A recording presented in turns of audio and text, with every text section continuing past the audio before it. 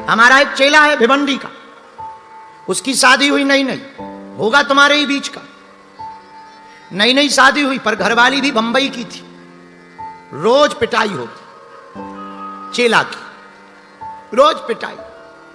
पर चेला भी इतना समझदार कि रोज हंसता। तो एक दिन पड़ोसी ने कहा कि हमें एक बात समझ में नहीं आई। बोले क्या? बोले हमारी जब से शादी हुई तब से हंसी गायब हो गई, और जब से तुम्हारी शादी हुई तब से हंसी बढ़ गई। क्या तुम्हारी घरवाली ठीक है? बोले नहीं, घरवाली तो हमारी भी तुम्हारी ही जैसी है। फिर तुम हंसते क्यों हो? बोले हमने उपाय खोज रखा है। बोले क्या?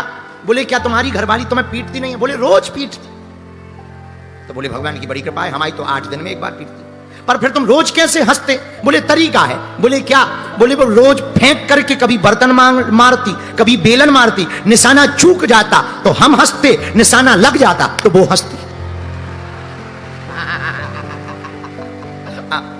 चूक जाए तो हम हंसते, पर लग जाए तो वो हंसती है, पर घर से हंसी गायब नहीं होती। ऐसे ही तुम लोग, कुछ लोग ऐसे भी हंस रहे।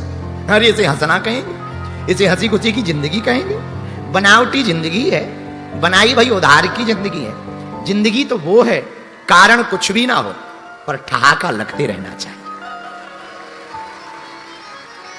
मेरे पागलों, संपत्ति के नाम पर कुछ भी ना हो, पर मेरे पागलों अपने माता पिता के साथ रोज शाम को भोजन होना चाहिए। तुम्हारे मकान बड़े हो या ना हो, पर दिल बड़ा जरूर होना चाहिए। ये जिंदगी है। और एक बात और कह दें, तुम करोड़ों का पेंट पहन लो, लाखों का। अब आजकल तो पेंटों को अभी बड़ा गजब का जमाना, फटे चल रहे।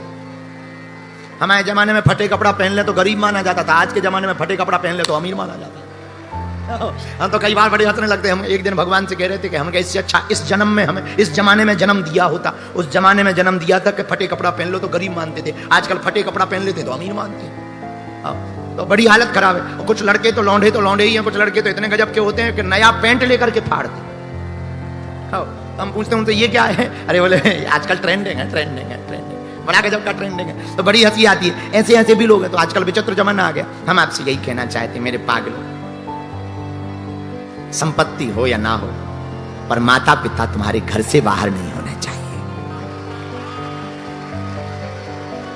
अमीर वो नहीं है जिनके मकान बड़े हैं, जिनके घर बॉडीगार्ड लगे हैं, या काम वाले लगे हैं, या काम वाली बाई लगी हुई है। अमीर तो वो हैं जिनके माता पिता दरवाजे पर बैठकर खिलखिलाकर हंसते हैं।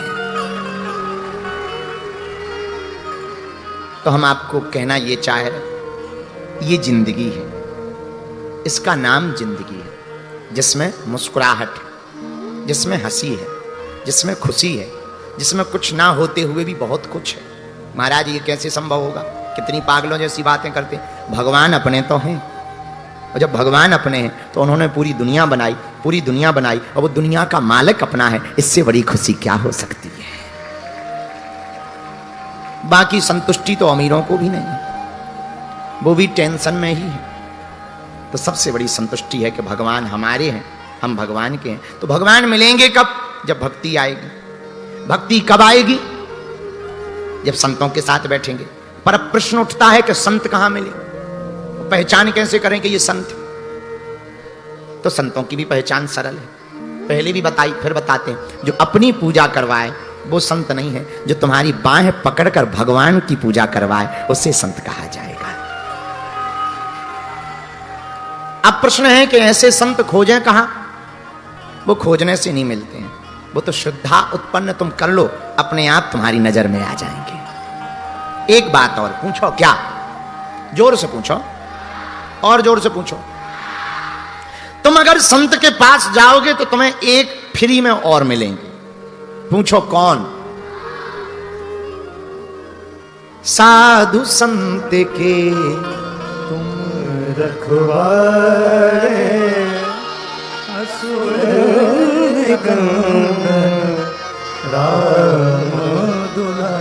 अगर तुम संत के पास जाओगे तो तुम्हें हनुमंत मिलेंगे, और हनुमंत अगर मिल जाएंगे तो भगवंत तो प्राप्त हो ही जाएंगे। हाँ, संत के पास जाने से हनुमंत मिलना पक्का है, और हनुमंत के मिलने से भगवंत का मिलना पक्का है। गारंटी है, वो तो प्रोटोकॉल है, प्रोटोकॉल तो होता ही होता है भाई। कोई भी फाइल आपको पास करवानी है तो पहले तहसील ले जानी पड़ेगी, फिर एसडीएम के पास जाएगी, फिर कलेक्टर के पास जाएगी, फिर हस्ताक्षर होंगे। पर फाइल बड़ी हो तो फिर वो जाएगी राजधानी, तब जाकर के उसमें मुख्यमंत्री के साइन होंगे, मंत्रिमंडल में पास होगी, तब तुम्हें मिलेगी। वो प्रोटोकॉल है, प्रोटोकॉल के तहत ही मिलेंगे। वैसे भगवान का भी एक प्रोटोकॉल है, तुम पहले संत के चरण पकड़ो। और भागवत की एक बात हमें बहुत अच्छी लगती, गज और ग्राह की कथा। आहा, भागवत में एक कथा आती है गज की और ग्राह की। हाथी पानी में गया और पानी में पैर मगरमच्छ ने पकड़ लिया। हाथी को लगा हम तो बलवान हैं, हमारा क्या बिगाड़ेगा हलवा, हम तो ताकतवर हैं, ताकतवर होगा कोई छोटी मोटी मछली होगी देख लेंगे। पर हाथी ये भूल गया कि जल के जीव को जल में बहुत ताकत होती है और थल के जीव को जल में ताकत नहीं होती। तो हाथी हारने लगा, मगरमच्छ गहरे जल में खींचने लगा। मगर ने पैर पकड़ लिया। अच्छा, ये मगर है बड़ा खतरनाक, सबका पैर इस मगर ने पकड़ ही रखा है। हनुमान जी का पैर भी मगर ने पकड़ा था, हाथी का पैर भी लो आज कथा में मगर ने पकड़ लिया, और तुम लोगों का पैर भी मगर ही पकड़े। अगर पूछा जाए बंबई वालों से, क्यों बागेश्वर वाले गुरुजी 7 दिन तक बंबई में रहे, तुम नहीं गए? अरे बोले जाना तो था मगर। कुछ लोग तो ऐसा भी कहते हम पहुंच गए थे मगर। कुछ लोग तो कहते हैं कि हम तो पंडाल में भी पहुंच गए थे मगर। अब देखो तुम्हारा भी पैर पकड़ लिया मगर ने। ये मगर बड़ा खतरनाक है। हाथी के पैर को मगर ने पकड़ लिया। कहां जा रहे हो? इधर आओ, अंदर आए। अब हाथी अपने परिवार की तरफ देखने लगा, भाई हम डूब रहे हैं, बचाओ। तो हाथी की हथनी बच्चे सूंड दें, पर नहीं निकल पाया। जब शाम हो गई तो पत्नी जाने लगी, बच्चे जाने लगे। तो हाथी ने पूछा कहां जा रही हो? हथनी बोली अब कहां जाएं, घर जा रहे हैं। तो हाथी बोला हम यहां लड़ रहे हैं, मर रहे हैं, तुम घर जा रही हो? हथनी बोली महाराज अब तुम्हारा तो पक्का है कि भरोसा नहीं है कि निकलोगे कि नहीं, तुम्हारे चक्कर में हम क्यों भूखे मर जाएं। अब हाथी का दिमाग खराब। खैर इस कथा को सुनकर के कई पतियों का भी दिमाग खराब होगा। हाथी का दिमाग खराब। बताओ तो, जिसके लिए हम रातों भर शेरों से लड़े, बड़े बड़े सिंहों से लड़े, आज वो छोड़ करके जा रहे हैं। अरे हाथी ये तुम्हारा हाल नहीं, सबका हाल है। सुर नर मुनि सबकी यह रीति, स्वार्थ लागी करे सब प्रिय। हाथी ये सबका हाल है, तू भूल करता रहा, तू सबसे प्रेम करता रहा, पर तुझे पता नहीं है ये जो तेरे नजदीक थे ये स्वार्थ के कारण थे। पर एक बात बोले भैया, प्रेमी वो नहीं है जो कुछ पाने के लिए प्रेम करे, प्रेमी तो वो है जो सर्वस्व लुटाने के लिए प्रेम करे, वो प्रेमी। हाथी रोने लगा। हथनी बोली रो मत महाराज, हम तुम्हारे नाम से भजन करवा देंगे, हथनियों को बुलाकर कीर्तन करवा देंगे। हाथी बोला किसका? बोले वाह, कल के दिन तुम मर गए तो कम से कम भूत बन के ना घूमो। दुनिया वाले बड़े गजब के हैं, जिंदा में दुनिया वाले चिपकने के लिए पीछे फिरते हैं और मरने के बाद तावीज बांधते हैं और नहाते इसलिए है कि कहीं चिपक ना जाए। दुनिया वाले भी बड़े गजब के हैं। दुनिया वाले इतने गजब के हैं, जो आदमी तुम्हारे साथ आज चिपकने के लिए पागल होगा और धोखे से अगर मर गए तो वही शमशान में जलाने के बाद नहाता है, तुरंत नहाता है। बोले तुरंत क्यों नहाता है? कहीं चिपक ना जाए। ये दुनिया वाले बड़े गजब है, इनकी नीति रीति बड़ी विचित्र है। तो हाथी की हथनी बोली हम जा रहे हैं। हाथी की आंखों में आंसू आ गए, कोई अपना नहीं है, रोने लगा हाथी। अब संसार तो अपना बचा नहीं, जगत तो अपना बचा नहीं, क्या जगदीश है? पुकार करने लगा, आर्तनाद स्वर में रोने लगा हाथी, आंखों में आंसू भर के। हे गोविंद कृपा करो। हरि जी हरि जी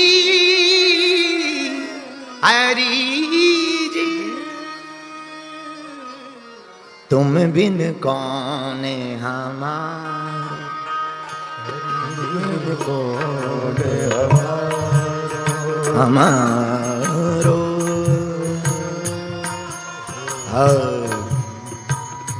तुम बिन कौन हमारो, तुम बिन कौन, तुम बिन कौन हमारो, हरि जी तुम बिन कौन हमारो, प्रभु जी तुम बिन कौन तुम बिन कौन हमारो हमारो तुम